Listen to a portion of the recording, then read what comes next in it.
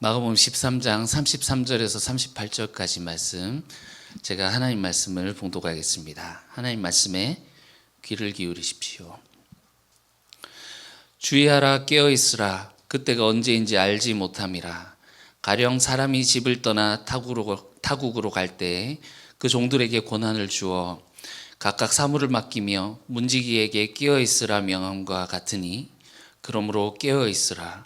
집 주인이 언제 올는지, 혹 저물 때일는지, 밤중일는지, 다굴 때일는지 새벽일는지 너희가 알지 못함이라. 그가 호련히 와서 너희가 자는 것을 보지 않도록 하라. 깨어있으라. 내가 너희에게 하는 이 말은 모든 사람에게 하는 말이니라 하시니라. 아멘. 이것은 하나님 말씀입니다. 하나님께서 오늘 이 말씀을 통해서 우리에게 은혜 베풀어 주시기를 원합니다. 지난주에 무화과나무의 비유를 배우라 하는 예수님 말씀에 이어서 오늘 이제 13장의 마무리 결론부라고 할 수 있겠습니다. 무화과나무의 비유, 그러니까 무화과나무가 가지가 연해지고 이파리를 내면 결국 여름이 가까워지나니,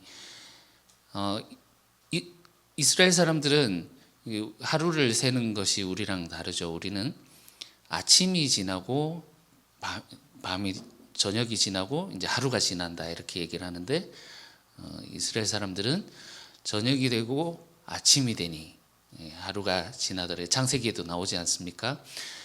1년을 세는 것도 비슷합니다. 우리는 봄, 여름, 가을, 겨울 이렇게 봄부터 시작해서 겨울까지 한 사이클로 보는데, 당시의 유대인들은 가을부터 시작입니다. 가을, 겨울, 봄, 여름, 여름이 온 줄 알라, 끝이라는 거죠. 결국은 이 시대의 끝이 오고 하는데, 지난주 이제 마지막 본문이 그날과 그때는 아무도 모른다. 천사도 모르고 아들도 모르고 오로지 아버지만 아신다라는 말씀으로 그렇게 끝이 났습니다.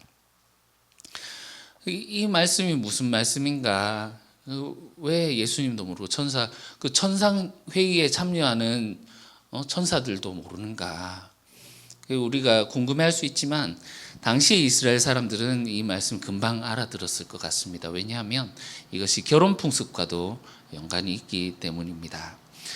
이 당시에 이제 사람들이 결혼을 할 때 어떤 식으로 했느냐면, 신랑이 이제 마음에 드는 이제 처자를 찜해 놓는 거죠. 그러고는 이제 신부 아버지를 찾아갑니다. 지참금을 가지고 가서 내가 이 사람과 결혼을 하고 싶습니다. 그리고 이제 그 아버지의 허락을 받게 되겠죠.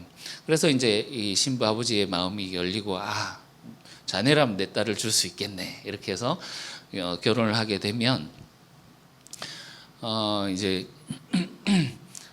이제 결혼 서약서 같은 걸 이제 쓰고 포도주를 이제 잔에다가 신랑이 먼저 이제 반 잔을 마시고 이제 신부에게 주면 신부가 그것을 이제 한 모금 남기고 이제 다 마시고, 그리고 이제 그 서약서에다가 그것을 이렇게 뿌린다고 합니다. 그러면 이게 정혼이 되는 건데, 공식적으로 둘이 이제 부부가 된 겁니다. 그런데 이때부터 같이 살지는 않죠. 신랑이 집으로 돌아가서 신부하고 같이 살 수 있는 거처를 마련하게 됩니다. 보통 한 1년 정도 걸린다고 하는데요. 이제 신랑이 이제 집을 마련하고 거기 이제 살림살이하고 이제 마련하면, 신랑 아버지가 이렇게 보다가 됐다, 이쯤 하면 됐다, 가서 신부를 데려와라 말을 한답니다. 이 신부를 데려오는 날을 결정하는 것은 오로지 신랑 아버지의 고유 권한이다라는 거죠. 이 신부의 입장에서는 어떻겠습니까? 신랑이 다시 데리러 오겠소 했지만 이제 오나 저제 오나 막 기다리면서 정결히 몸을 이제 간수하고 이렇게 기다리는 거죠. 그렇게 기다리다가 어느 날 신랑이 온다 하는 그 소식, 말 그대로 기쁜 소식, 복음이지 않습니까?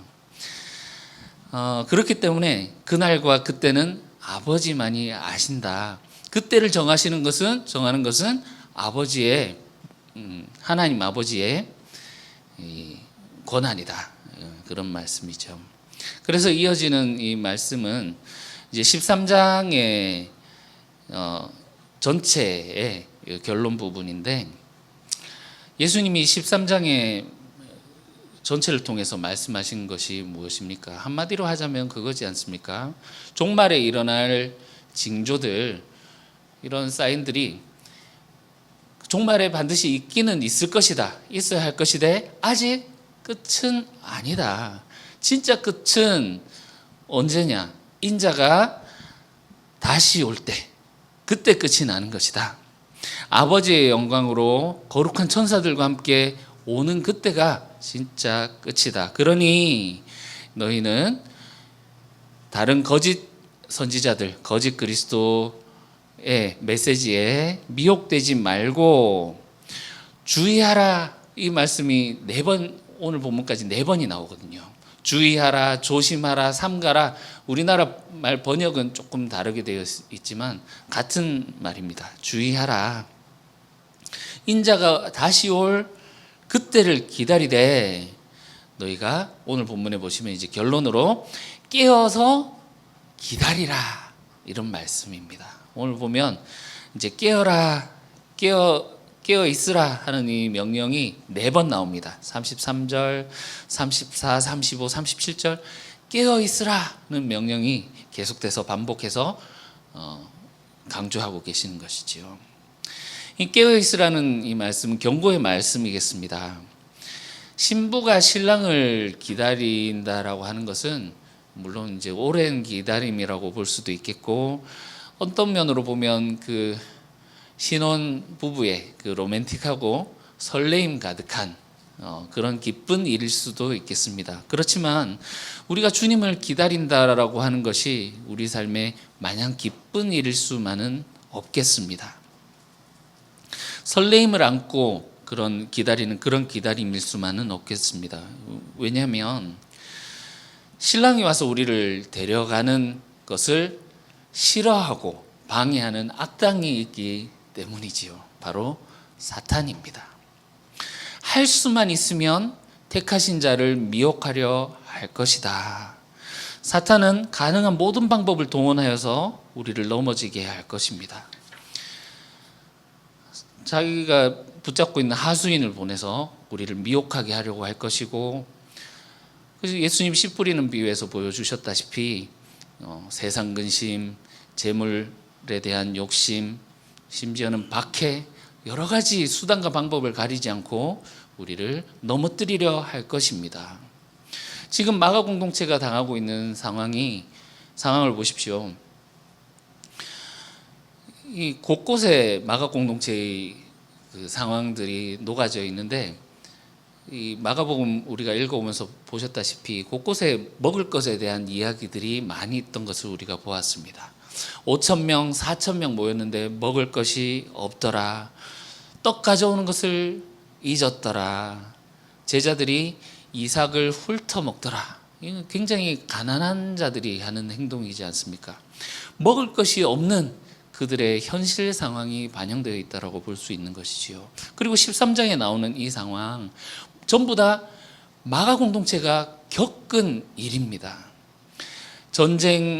전쟁과 지진과 기근의 소식들, 그리고 이것의 영향으로 공동체에 닥친 어마어마한 박해들, 그리고 지금까지 잊지 않았었던 정말 그 성전의 파괴와 더불어서 저주스러울 만큼의 엄청난 환난의 날들, 이런 정말 시기와 어려움들이 AD 70년경에 그들이 겪었던 현실입니다.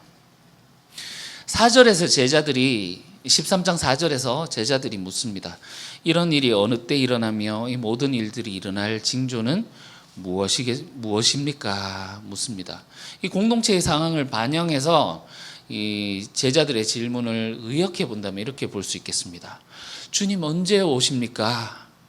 오신다고 약속하셨는데 왜 우리를 이렇게 내버려 두십니까? 우리가 다 죽어가고 있는데 왜 우리를 이렇게 죽음 가운데 내버려 두십니까? 하는 그 풍랑 위에서, 풍랑 속에서 제자들이 주님의 부재 속에서 주님께 기도하던 그 기도와 맞물려 있는 것과 같습니다. 그래서 이 13장은 그런 주님을 기다린다고 하는 자들, 그렇지만 그 기다림 가운데 현실의 삶에서 너무나도 어렵고 힘든 그런 박해와 환난의 날을 겪고 있는 이런 공동체에게 주시는 주님의 위로의 말씀이자 경고의 말씀이라고 할 수 있겠습니다. 그 중에 오늘 말씀은 이 13장을 마무리하는 결론부입니다. 33절부터 이 말씀을 다시 보시면 예수님이 이제 비유로 말씀하십니다. 주의하라, 깨어 있으라, 그때가 언제인지 알지 못한다. 그러니까 아버지만이 그날은 아신다라는 그 말씀에 이어 나오는 말씀이죠. 그때가 언제인지 알지 못한다. 그래서 그때에 대한 권한은 오롯이 이제 아버지에게 달린 것이니, 그러면 이제 우리에게 중요한 건 무엇입니까? 그때가 언제인지 알려고 하는 것이 중요한 것이 아니라 그때가 오기까지 우리가 무엇을 하며 어떻게 살아야 하는가, 어떻게 준비를 해야 되는가, 이것이 우리에겐 중요한 것이지요. 그때까지 너희가 할 것은 무엇이라고 하십니까? 깨어 있으라. 바람피지 말라는 것이지요. 어려운 상황에 있어도 다른 남자를 보면서 바람피지 말고, 또는 옛 주인에게 다시 돌아가지 말라는 그런 말씀입니다. 원래 우리가 멀쩡한 신부감이 아니었지 않습니까? 예수님이 세례 받으실 때 옛 세상의 하늘을 찢고 성령이 그에게 임하셨습니다. 그것이 보여주는 것이 무엇입니까? 이 세대에서 주인 행세하고 있는 강한 자인 사탄을 결박하시고 그 아래 종노릇하고 있는 사람들을 불러와서 새 백성으로 삼으시겠다. 새 하늘 새 땅이 이루어지는 곳으로 너희를 인도하겠다. 이 말씀이지요. 예수님께 나온 그 후에 예수님이 불러주신 자들, 예수님께 나온 자들은 어떤 자들입니까? 귀신 들렸던 자들, 죽음의 질병 아래 고통당하고 있던 자들, 심지어 죽음에 죽었던 자들, 죽었다가 다시 주님이 살리신 자들, 부정하다고 낙인 찍혔던 자들, 죄인들, 무지랭이들, 어린아이, 여자, 이방인, 사탄 아래에서 종노릇하고 있던 그 비참한 모습을 하고 있는 그들을 주님이 불러주셨습니다. 그들을 불러 모아서 하나님 나라의 복음을 선포하십니다. 하나님의 통치가 가까이 왔다. 이제 더 이상 너희는 사탄의 종이 아니다. 사탄의 지배를 받고 있는 그런 사탄의 노예가 아니라 너희는 하나님 나라, 하나님의 가족으로 완전히 신분이 달라지게 된 것이다. 그들을 불러 모으신 것이지요. 원래 여러분, 하나님의 신부, 하나님의 백성, 하나님의 종, 이런 명칭들은 이스라엘을 두고 칭하던 명칭들입니다. 그래서 오늘 이 본문에 사실은 주의하라, 깨어있으라, 이 말씀은 원래 이스라엘에게 주시던 말씀입니다. 구약에서 늘 이스라엘을 향한 그런 주님의 말씀입니다. 그런데 그들이 어떻게 되었습니까? 그들의 결과가 어떻게 되었습니까? 34절을 일단 보시면요, 예수님께서 비유로 말씀하시죠. 가령 사람이 집을 떠나 타국으로 갈 때 그 종들에게 권한을 주어 각각 사물을 맡기며 문지기에게 깨어있으라 명한과 같으니, 우리 이 비슷한 비유를 12장에서 보셨던 것 혹시 기억나십니까? 어떤 사람이 타국으로 가면서 포도원을 농부들에게 맡기고 떠났더라. 여기 농부들이 누구입니까? 12장에서 그 농부들은 이스라엘 백성입니다. 깨어있으라, 그때 하나님이 오시는 때가 언제인지 알지 못한다라고 오늘 이제 말씀하셨는데, 오시겠다고 하신 하나님이 진짜 오셨습니다. 주인이 호련히 갑자기 오셨는데 성전에 갑자기 임하셨죠. 그런데 그들의 실상은 어떠했습니까? 그 실상을 적나라하게 보여주는 것이 11장에서 12장 예수님이 성전에 들어가셔서 하셨던 그 사역, 그 가운데에서 보여준 모습들이지 않습니까? 그들은 오시겠다 약속하신 하나님을 기다리지 못하고 옛 주인에게 돌아가서 사탄의 하수인 노릇을 하고 있더라. 하나님 오신다고 하신 그 하나님을 기다리지 못하고 정결한 신부처럼 기다리지 못하고 다른 남자와 바람 피고 있더라. 이런 모습을 보여주는 것이 11장에서 12장 이스라엘 백성들의 그 모습을 고발하는 그런 부분이었습니다. 그 12장에 나왔던 그 비유와 오늘 34절의 비유에 공통점이 있습니다. 하나님은 그 종들에게 맡기신 일이 있더라는 겁니다. 그냥 나 갔다 올게 안녕 하고 가신 게 아니라 맡기신 일이 있더라는 거죠. 이 일을 잘 행하고 있어라. 내가 갔다 올 때까지 이 일을 잘 감수하고 있어라 하고 나 갔다 올게 하시는 거라는 거죠. 우리가 주님을 기다린다라는 것은 수동적인 기다림이 아닙니다. 그냥 시간이 지나면 주님이 오시고 우리를 그냥 회복시켜 주시는 그런 그냥 수동적으로 그날이 오기만을 기다리는 그런 기다림이 아니라는 거죠. 주님이 맡기신 일을 성실히 행함으로 주님이 오시기를 기다리는 적극적인 기다림입니다. 오늘날 한국교회가 많이 아픈 이유는 이 적극적인 기다림을 잃어버렸기 때문이라 생각이 듭니다. 주인이 돌아와서 결산하고 심판하신다는 그런 내용을 관로 쳐서 버려버리고 예수 믿으면 바로 천국행, 그 주인의 결산이 오늘날 한국교회에서는 찾아볼 수 없지 않습니까? 그러다 보니 이미 우리는 구원받은 사람으로, 구원받은 주님의 백성으로 여기면서 주인이 없는 상황 가운데서 이 교회 안에서 주인 노릇하려고 하는 이런 성전 지도자들처럼 행하는 일들이 오늘날 한국교회에서 많이 보이더라는 겁니다. 교회 안에서 서로 이제 기득권을 가지고 그것을 가지고 서로 싸움하는 모습이라든지 아니면 사업을 확장하듯이 몸집 불리기에 혈안이 되어 있고 땅 투기를 함으로 이제 그렇게 된 것을 하나님 은혜라고 또 포장을 하기도 하고 하면서도 하나님 뜻은 망각한 채로 영원히 이 땅에서 살 것처럼 이 땅의 것을 추구하면서 살아가는 모습들을 많이 봅니다. 하나님을 믿으면 복 받습니다 라는 메시지에 성도들은 아멘으로 화답하죠. 종교적인 행위로 포장해서 이 만몬을 섬기고 있는, 이 하나님 믿으면 복 받는다라는 것에 아멘으로 대답하는 것을 그 안에 들어가서 그것을 자세히 이제 살펴보면 하나님을 섬긴다기보다는 복 받는 것을 원하고 있는 것을 우리가 볼 수 있지 않습니까? 어느새 옛 주인의 노예 상태로 다시 회귀하게 되어 있는 모습, 11장 12장에서 보았던 이스라엘의 그들의 행태와 똑같은 모습들을 우리가 오늘날 교회들에서 많이 찾아볼 수 있습니다. 그러면 이 주님이 오신다고 다시 오시는 그 주님을 기다리는 신부로서, 또한 이 종으로서, 하나님의 백성으로서 우리가 해야 할 적극적인 기다림, 오늘 본문에서 말하는 깨어있음은 무엇일까요?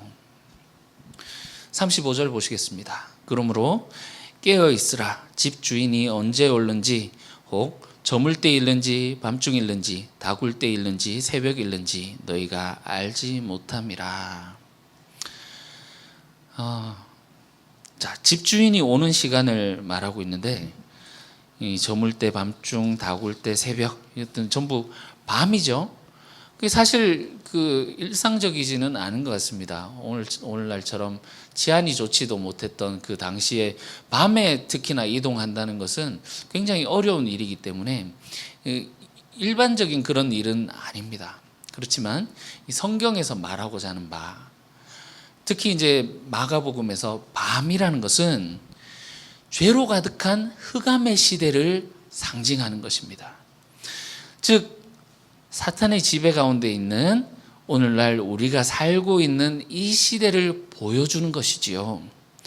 집주인이 돌아오는 이 밤 어두운 때, 이것은 무엇입니까? 집주인이 떠나서 버려진 것만 같은 그런 상황, 이 시대의 강한 자가 지배하고 승승장구하는 그런 상황. 그래서 우리는 패배하고 그들에게 지고 박해와 이런 것들로 인해서 죽어가고 있는 그런 패배하고 있는 그런 상황. 주인이 왜 밤에 온다고 할까요? 지금은 밤이라는 것입니다. 지금 우리가 살고 있는 이 시대는 밤이라는 것이지요. 주인이 와야 찬란한 해가 뜨는 낮으로 바뀐다는 것입니다.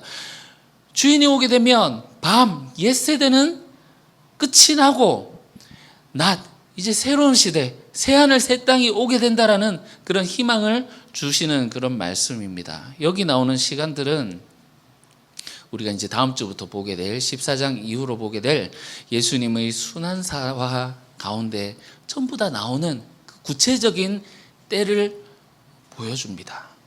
제자들과 마지막 만찬을 나누셨던 저물 때, 겟세마네에서 기도하고 잡혀가시던 밤중, 베드로가 예수님을 3번 부인했던 닭울 때, 예수님이 죽고 무덤에 안치되어서 새날이 오기 전인 그 새벽.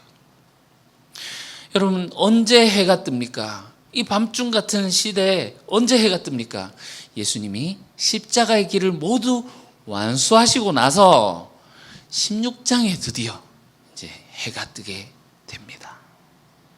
깨어있으라는 주님의 말씀은 불면증 환자가 되라는 그런 말씀이 아니죠. 지금이 비록 밤처럼 어두운 시기일지라도 십자가의 길을 가는 것을 중단하지 말라는 말씀입니다. 아직 이 세상은 사탄이 지배하는 것처럼 어두운 밤이지만 예수님과 함께 지는 이 십자가를 포기하지 말라는 것입니다. 왜냐하면 이 십자가를 통과해야 하나님 나라가 완성되는 것이기 때문이지요.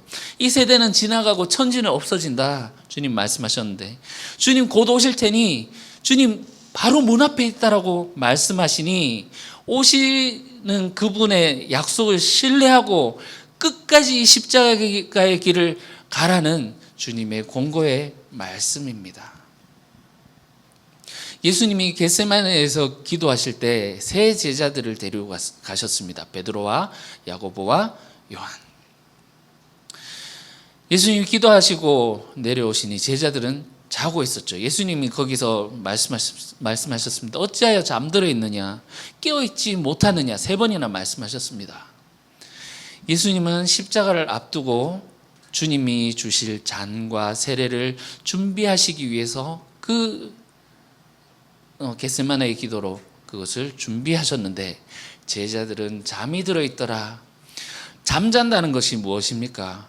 이 예수님이 가신 이 십자가의 길, 제자로서 마땅히 가야 할 그 제자도의 삶을 미루고 이 세대 세속적인 삶과 이 세대의 질서와 혼합되어 있는 삶을, 그 상태를 보여주는 것이 잠잔다는 것이지 않겠습니까? 그것이 바로 뒤에 증명됩니다. 베드로가 나는 살아야 된다라고 그 옛세대에 묶여있던 이 베드로, 잠들어있던 베드로, 예수님이 기도하실 때 그 기도에 동참하지 못하고 잠들어있던 베드로는 예수님이 십자가의 길을 가실 때 자기 부인을 하지 못하고 있던 이 베드로는 그 예수님을 부인하게 됩니다. 깨어있다라는 것은 예수님의 십자가의 길, 그 겟세마네에서의 기도에 동참하는 것이지 않겠습니까? 예수님처럼 나의 원대로 마옵시고 아버지의 원대로 하옵소서라는 기도하는 삶을 사는 것입니다. 그 길을 포기하지 않고 우리에게 주신 그 십자가를 선택하며 살아가는 삶입니다. 이것이 깨어있음, 적극적인 기다림이라는 것이지요. 오늘날 우리가 사는 시대에는 마가 공동체처럼 이런 박해는 없습니다. 순교하고 믿음 때문에 막 순교하고 이런 일은 없는 상황입니다. 우리는 이 시대 가운데 그러면 우리는 어떻게 살아야 하는 것일까요? 십자가의 정신으로 살아가야 할 것입니다. 먼저 된 자 나중되고 나중된 자 먼저 된다 주님 말씀하셨는데, 이 세상 질서는 먼저 되는 자를 향해서 살아가라라고 하지만 그것을 따라가는 것이 아니라 하나님 나라에서 가장 크신 주님께서 우리를 위하여 섬기는 종이 되어 주신 것처럼, 자기 목숨을 내어 주신 것처럼 나중되는 자를 추구하는 삶을 사는 것. 힘이 있는 자가 없는 자를 무시하고 자기가 가진 힘을 과시하려는 이 세상의 질서를 따르는 것이 아니라, 힘없고 정말 아무것도 아닌 것 같은 그런 어린아이, 이 소자를 용납하고 소외당하고 고통당하는 자들과 함께하는 삶을 살아가는 것. 악을 악으로 갚고 욕을 욕으로 갚아주며 미움을 미움으로 맞서는 삶을 사는 것이 아니라, 하나님의 사랑과 섬김으로 사람들을 대하며 살아가는 삶.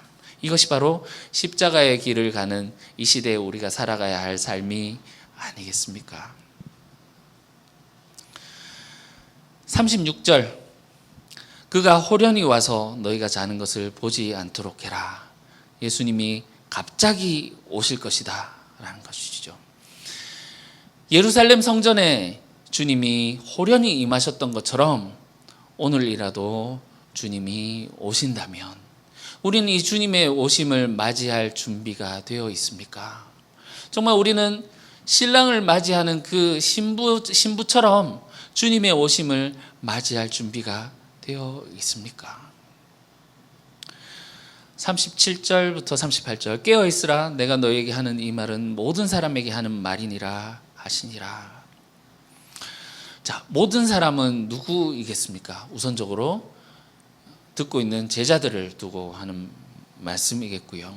그리고 이 말씀을 듣고 있는 마가 공동체, 그리고 우리들, 예수님의 길을 따르는 모든 사람들, 모든 그리스도인들에게 주시는 말씀이겠습니다. 동시에 예수님을 적대하고 이 길을 가는 것을 이제 배척하며 그 길을 가는 자들을 박해하고 조롱하는 적대자들까지도 다 포함되는 것이겠습니다. 모든 사람이 예수님의 이 말씀이 성취되는 것을 보게 될 것입니다. 인자가 아버지의 영광으로 다시 오시는 그날, 이 밤의 시대, 사탄이 지배하고 있는 이 세대는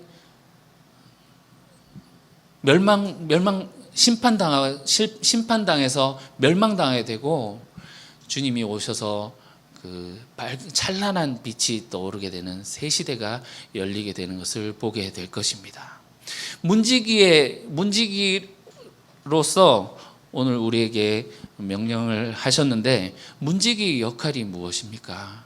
주님이 오실 때 문을 잘 열어드리는, 그 주님이 밤에 올지도 모른다고 하셨으니 밤에 오시더라도 그 주님의 오심을 알아차리고 그 문을 열어드리는 것이 문지기의 역할이지 않겠습니까?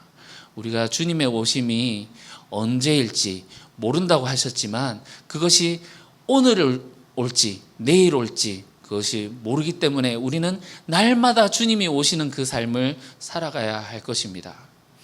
그 이단들 특징이 그것이지 않습니까? 주님이 올 때가 언제인지 굉장히 관심을 가지면서, 여기서 이제 32절에 그 날과 때는 아무도 모른다 이렇게 하니까 해와 달까지만 얘기를 하면서 주님이 이때 오신다라고, 다미성교에도 그래서 그 연월만 이렇게 얘기를 하면서 예언을 하게 됐죠. 그러나 주님이 말씀하시는 이 가운데 우리에게 정확한 그때를 알려주시지 않는 이유는, 왜냐하면 알려주시면 그때만 딱 준비하면 되지 않겠습니까? 그렇지만 이것이 언제인지 아버지께만 달려있다. 우리가 할 수 있는 것은 무엇입니까? 주님이 오늘 오실지 내일 오실지, 우리의 삶이, 주님이 알려주신 우리의 삶은 언젠가 끝이 있다라는 말입니다. 이 말씀인 즉슨 우리의 삶이 오늘 주님이 오실지도 모른다, 끝이 될지도 모른다는 그 말씀을 가지고 오늘이 종말인 것처럼 살아가라는 그런 말씀이겠지요. 그렇게 할 때 우리는 진정으로 주님께서 말씀하신 대로 이 십자가의 길을 가는 삶, 주님을 따라가는 삶을 하루하루 살아갈 수 있을 것입니다. 주님께서 준비된 신부처럼, 준비된 문지기처럼 우리에게 살라고 말씀하신 이 말씀들을 우리가 지켜 행하면서 주님이 오시는 그때, 주님의 오심을 맞이하며 그것을 잘 준비하여 주님의 그 오심을 맞이하게 되는 저와 여러분들이 되시기를 주님의 이름으로 축원합니다. 기도하겠습니다. 하나님 아버지, 이 모든 것이 주님의 은혜입니다. 자격 없는 저희들을 불러주셔서 하나님 나라 백성이 되도록, 하나님의 신부가 되도록, 또한 주님의 한 가족이 되도록 우리를 불러주셨습니다. 우리를 사탄의 노예에서 하나님의 가족으로 우리를 불러주셨사오니 주님, 우리가 주님의 종된 자로서 이제 다시 사탄의 지배 가운데 돌아가지 않고 주님이 오심을 기다리며 주님이 이 땅을 신원해 주실 것을 기다리는 저희들 되게 도와주시옵소서. 믿음으로, 신실함으로 주님이 오심을 기다리는 참된 종이 되게 도와주시옵소서. 예수님의 이름으로 기도합니다. 아멘.